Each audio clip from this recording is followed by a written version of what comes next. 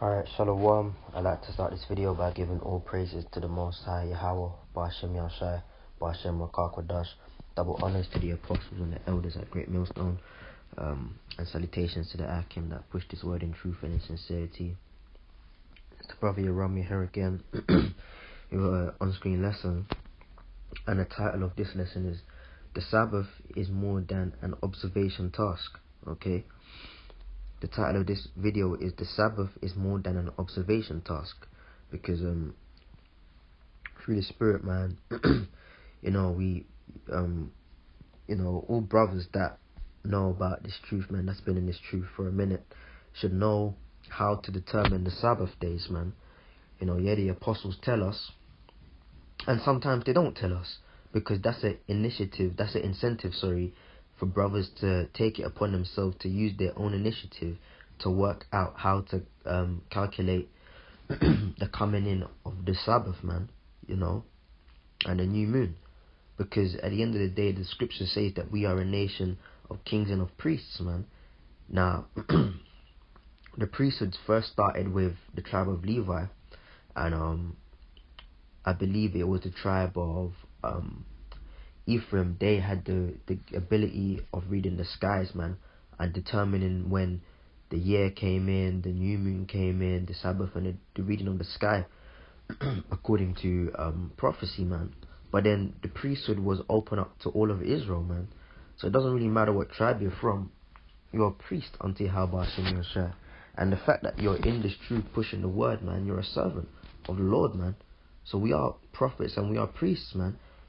So we should be able to determine these things. Okay. However, the Sabbath goes much further than just saying, oh yeah, the new moon's coming in on Friday, or the new moon's coming in on so-called Saturday, or the new moon's coming in on a so-called Monday. That's great, well done. But then, is there actually any attempt to actually keep the Sabbath, man? I know we're in Esau's kingdom, man. And the scripture says in Judges 5:11, rehearse the righteous acts in the places of drawing water, man. So yeah, we're still in our captivity, man. So we can't keep the law, statutes, and commandments perfectly, but nonetheless, we have to try, man.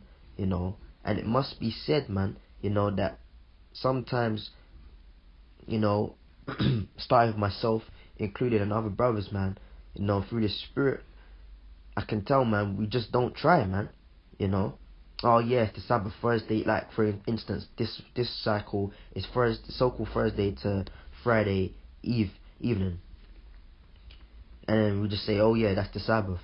But then, do we actually attempt to keep it when we're by ourselves? Because it's all well and good being able to identify it when you're with the other Akim, but when you're on your ones, do you actually attempt to keep the Sabbath, man?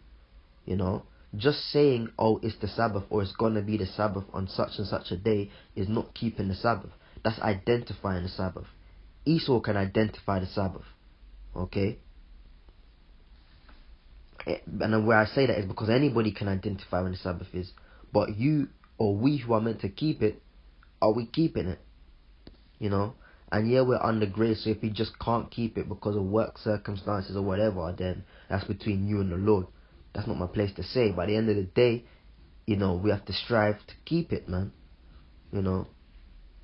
Anyways, this is Ezekiel 20 and 20, and it says, and hallow my Sabbaths, man. And that word basically goes back to holy, man, which means Kadash, which means set apart, man. Okay, separate. So the Lord is saying, so set apart my Sabbaths, man. Hallow my Sabbaths, and they shall be a sign between me and you, that ye may know that I am Yahawah your power, man. So really, if you're just identifying the Sabbath, saying, oh yeah, that's a Sabbath, that's gonna be a Sabbath. But if you're not hallowing it, if you're not even making an attempt to keep it sacred, to keep it holy, to keep it set apart from the other days, are you really establishing that Yahawah is your mighty power? Are you establishing more personally that Yahawah is your power? That it may be a sign between me and you.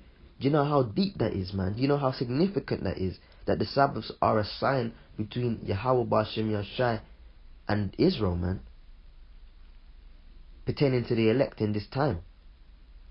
Okay? So the Sabbaths aren't just a day where you just sit down and do nothing, man. It's a day hallowed, holy, set apart, man, to commune with Yahawah Shem Yahushai, man, you know, to study, man, you know, and also to rest therein. So there we go, man. Gonna go to the book of Exodus 20 and 10. But the seventh day is a Sabbath. Now the seventh day of what? It's the seventh day from the new moon. Okay? Okay? Because you have the new moon, which is a Sabbath, then you count 6 days, and then on that seventh day again is the next Sabbath. Okay? And it's not Friday Eve to Saturday Eve, man. You know? But the seventh day is a Sabbath of Yahawah thy power. In it thou shalt not do any work, thou nor thy son, nor thy daughter, Salakia, nor thy manservant, nor thy maidservant, nor thy cattle, nor the stranger that is within thy gates, man. So pretty much wherever you abode, man, nothing or nobody should be doing work, man. You know. Case in point, man. You know, like, and you know, before I came into the truth, man, I grew up in the Seventh-day Adventist church, man, and they keep the Friday sundown to Saturday sundown.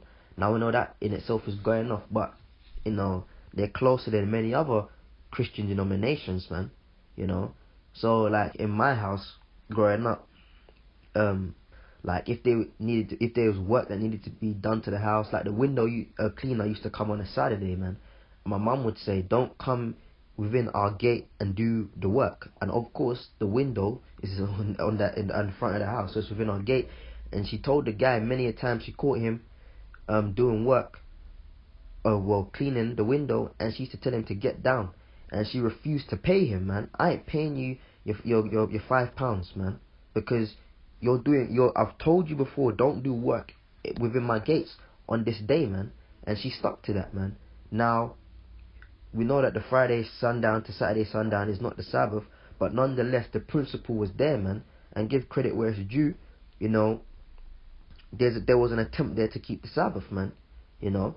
But we now who know better and more of the correct Sabbath day, man, you shouldn't have no work being done on your house on the Sabbath day. You know, if something broken and you get a builder, or whatever, if it's something that you can't fix yourself, you shouldn't be fixing it on the Sabbath day. You shouldn't have no one working in your house on the Sabbath day. You yourself shouldn't be working anywhere else on the Sabbath day. Now, like I said, we're in Babylon, we're under the curses, we're in captivity. If it's just impossible for you to take the day off according to schedules and whatnot, you should still feel guilty and you should still pray to the Lord, man. You know, but you shouldn't be getting to the point where you're just comfortable working and violating the Sabbath day, man. That shouldn't run. I'm going to hit these scriptures and close out, man. John 19 and 32. Okay. Then came the soldiers and brake the legs of the first and of the other which was crucified with him. Because when Yahawah was crucified, there was two other malefactors that were crucified. Alright. But when they came to Yahawah and saw that he was dead already, they brake not his legs. Okay. And that's according to prophecy, that not one of his bones shall be broken. But one of the soldiers with a spear pierced his side, and forthwith came there out blood and water. Okay. And that's spiritual, man, for this word, because life is in the blood, man, and the water represents the spiritual baptism, man. So when through Yahawah's death we receive life eternal through the baptism of the word. Okay. Anyways, but they broke their other legs because the Sabbath was coming, man. You know. And he that saw it bear record, and his record is true, and knoweth that he saith is true, that he might believe, man. You know. But the point is here we go. Let me rise and read it. For these things were done that the scripture should be fulfilled. A bone of him shall not be broken. There you go. So it was prophesied that no matter how much they beat down Yahawah, which they did beat him to a pulp, he was what's the word? Unrecognizable, something like that. you couldn't recognize his face. Like if you could take a picture of Yahawah before they crucified him or whipped him or whatever, like the day before to the after him being crucified, you wouldn't be able to recognize him, man. But still, even in all of that, so that the prophecy might be fulfilled, not one of his bones were broken, man. But the point being is that they took them down from the cross because the Sabbath was coming, man, and he didn't want to leave the dead body hanging over the Sabbath, man. You know, and since it was the Romans that put him to death, but it was at the hand of the wicked Pharisees, man. You know, and it's in the law that you shouldn't leave a body hanging on a tree overnight, man. Now, Yahawah was crucified on a cross, but nonetheless, man, you know, you shouldn't leave a body hanging overnight, okay? Lest the land be cursed or something like that. I gotta go and check it out. But I know for sure it's within the law that you can't leave a dead body hanging over the night, man. You know.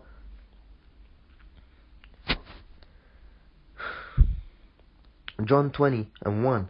The first day, the first day of the week cometh. Don't you find it spiritual, weird, or spiritual, not weird, but all these scriptures I'm bringing out on the Sabbath days, starting with the chapter 20. Anyways, John 20:1. The first day of the week cometh Mary Magdalene early, when it was yet dark, unto the sepulchre, and seeth the stone taken away from the sepulchre. And she ran unto Simon and to Peter, man, and said that the Lord is gone, basically. But why did she come again on the first day? Because it is our Israelite culture that you embalm the, well, not in, let me get it right. You don't preserve the body like them Egyptians do. We don't preserve bodies, but we wash the body and we put spices on the body, man. All right, so that the stink doesn't come out. Like the washing of the body, the creaming of the body, and putting spices and oils on the body.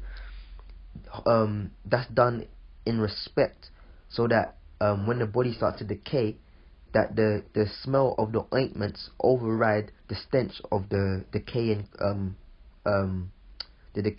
corpse, man. You know. But because Yahawah was crucified leading up into the Sabbath, they didn't have time to do the burial ceremony for him. Okay, so what they did was they quickly took him off the cross. They wrapped him in some sheets, all right, and they put him in the tomb. Because back then you weren't put in the ground like a coffin, you were put in a tomb, which had steps going down into it. And then it was that after the plan was that after the Sabbath, they would go back and then do the rite onto the body. Because one day, you know, the body ain't going to start decaying to the point where they couldn't do the ceremony and, you know, give him a correct burial. Okay, so it was her plan that they would go back and put the spices on the body and wash the body, etc., etc. Bearing in mind his body would have been mangled, man, due to how they beat him down, man. But the point being is that when Mary Magdalene got there early in the morning of the next day after the Sabbath, alright, what do you call it? The tomb was open, man. The stone was rolled away. And why was that? Because Yahawah had risen. You know, Yahawah didn't need a burial service because the Lord renewed his body, man. The Lord, Yahawah, rose him from the dead. Okay? You know? But the point being is that even then, they had more respect for the Sabbath. Okay? The spirit of Yahawah left the body, man. So what they said, you know, we have to keep the Sabbath, man. So let's just put the body in the tomb so we can observe the Sabbath and not break it. And then when the Sabbath is done, we'll come back and tend to the corpse. You know, that was what was in their mind. But the Lord had other plans. Yahawah had other plans, baby. Because that his son, Yahawah, was to raise, man. You know. But that's that, man. You know. That's that. So you got to respect the Sabbath, man. And you got to make an attempt to keep the Sabbath days, man. Because they're very important, man. You know. The Sabbath is more than just identifying, oh, this is a Sabbath day. With that, I'll say shalom, man.